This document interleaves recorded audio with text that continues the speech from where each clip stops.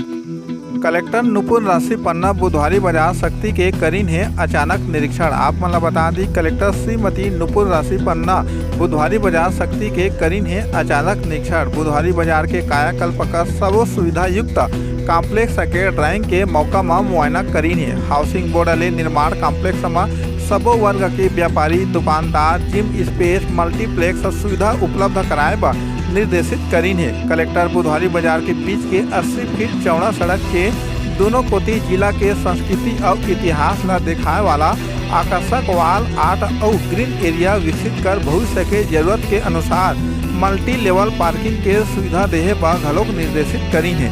संग ही साप्ताहिक बाजार में जगह के प्लानिंग के अनुसार हाउसिंग बोर्ड कोती ले बनाए नक्शा के मुआयना तक करीन है। ए बेरा में सबो अधिकारी कर्मचारी मन मौका में मौजूद रही ने। सीजी पंचायत न्यूज ले सुधा वाले के खास रिपोर्ट। गांव देहात के हर छोटे छोटे समाचार पर हमारे चैनल ला लाइक और सब्सक्राइब जरूर करो।